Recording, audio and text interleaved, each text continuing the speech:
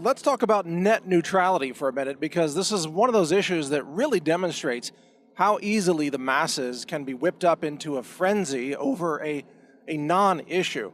As you may recall, just a little bit of background. So the internet launched back in the 1990s without anything known as net neutrality, and it existed that way for over 20 years until the year 2015. When Obama put in place so-called net neutrality, which was FCC regulation. I think it's Title II regulation of the internet. And that existed for a couple of years until the present day, when Trump's FCC rescinded that regulatory oversight and took away net neutrality. Now, that's the factual background. No one can argue with that. That's what happened. That's how it was. Most of the history of the internet has seen incredible growth, incredible success of the internet without anything like net neutrality. Nobody had ever heard of net neutrality. We didn't need anything like net neutrality. But when Trump's FCC was getting ready to rescind net neutrality, the left went insane and began spreading all kinds of false scare stories that said that if it's rescinded, then everybody's going to lose their internet or have to pay more for their internet, or people are going to be blocked from visiting websites about abortion or lesbian and gay websites, like LGBT people totally freaked out for no reason whatsoever and said that their sites were going to be censored. Well, that's nonsense. And here's how you know it's nonsense. Number one, net neutrality has already been rescinded. And guess what? Nobody is being blocked from visiting lesbian and gay websites. And secondly, there's been all kinds of censorship taking place under net neutrality, including Google censoring me and Natural News, and Facebook censoring practically every conservative website on the internet, and Twitter censoring conservative sites, and YouTube shutting off conservative sites. So net neutrality didn't stop censorship, even though that's what its proponents claimed it would do, that it would make it impossible for people to be censored or for your access to be censored. It didn't do that at all. It turns out that net neutrality is another big left-wing lie. It's another big government power grab to regulate an entire industry which would harm innovation. Net neutrality was a scam. It was sold to people as something it wasn't. The name is deceptive. Just like the Patriot Act is a deceptive name for the law passed in 2001 that allowed the government to spy on all Americans. Remember that? It's called the Patriot Act. Well, net neutrality is a false name as well. It's not about neutrality. It's about government control and eventually government censorship. You know how talk radio, for example, conservative ideas have been very successful in talk radio over the years. And it caused leftists to freak out and demand what they called equal time on the airwaves. In other words, when they saw that it was conservative shows that were being more successful, because radio is a medium where you have to make sense. Radio is a medium that's often rooted in logic and reason. And liberals can't argue or reason anything. They don't have any reasons behind what they believe other than raw emotion or anger or mania. And so they haven't been very successful in radio at all. I think Alec Baldwin tried to have a radio show for like 2 minutes, and he didn't get any calls, and he was just really bad at being a radio host. And so that show was gone. So the left said that, well, we want equal time on the airwaves. So they demanded equal time, where for every hour of a conservative radio show, there had to be an hour of a liberal radio show, even though the liberal shows couldn't compete in a fair marketplace of ideas, because their ideas are lunacy. Nobody wanted to listen to that stuff. Net neutrality is the same thing. Net neutrality is the desire by the left to make sure that conservative ideas don't dominate the internet. That's really what it comes down to. And by the way, as I'm talking to you here, I'm not a strict conservative by any means. You know, I'm a social progressive. I'm, in some ways, an environmental progressive. I'm a social libertarian is the way to say it. I believe in individual liberty, individual choice, individual freedom. Marry whoever you want to marry, as far as I'm concerned. That's not my business.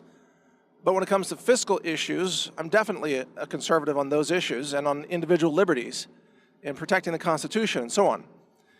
And as someone who is rooted in reason and individual liberty, I don't want the government managing the internet.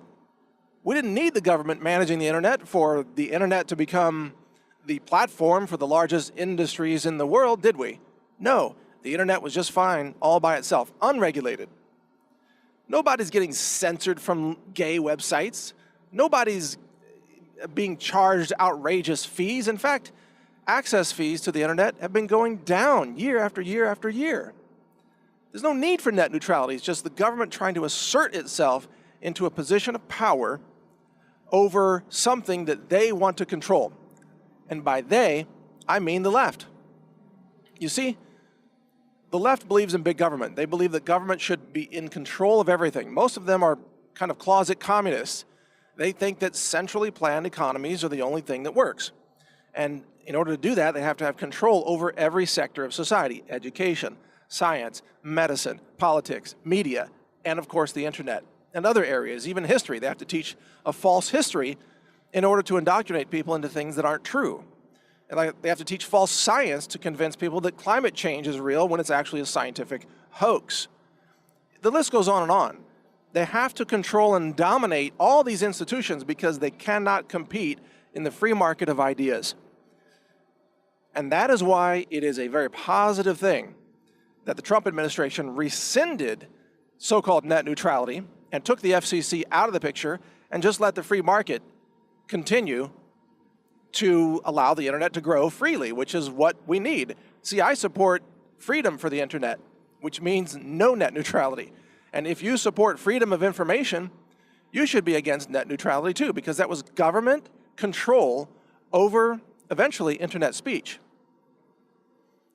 It's just like, you know how Google censors news sites that are conservative, or Facebook censors them, or YouTube censors them. That's what they were trying to do, that with the entire internet, to use the FCC eventually to censor, through so-called net neutrality, to censor conservative websites by claiming that there wasn't equal time for the liberal websites. So they would have to in order to achieve equality, or wait, let me say it correctly as a liberal, equality. In order to achieve equality, they would have to censor the conservative websites so that the liberal websites, which make no sense, get artificially pumped up. That was the plan. That's net neutrality. That's what they were actually trying to achieve long term. And that's why the left promoted it. Why do you think so many people on the left were begging, I mean, even threatening? They threatened to kill, what's his name, Pai, Ajit Pai, maybe? I think it's Pai, the FCC guy, who's the commissioner of the FCC. They threatened to kill that guy. There were death threats all over Twitter, all over Facebook and YouTube, and guess what? None of those people got censored. You ever notice that? None of those people had their sites shut down, even though they were unleashing death threats to the FCC commissioner, which is a felony crime, by the way. They didn't get their sites shut off, did they, or their accounts? No, because Twitter, Facebook, Google, all those websites, YouTube, they support people who issue death threats to conservatives, which just goes to show you how stupid the whole idea of net neutrality was in the first place, because it was supported by people who support killing those with whom they disagree on politics. That's how insane it has become. So if you got caught up in this and you were all pro net neutrality, you might want to step back and rethink, why did you believe that? How did you get suckered into it? How did they brainwash you into believing that, when the truth is it was another attempt to control the internet? Thanks for listening. This is Mike Adams, the Health Ranger. Learn more at healthrangerreport.com. Thank you for watching. If you want to support our mission, visit us at healthrangerstore.com for the world's largest selection of lab-verified superfood and nutritional products for healthy living. It's at healthrangerstore.com.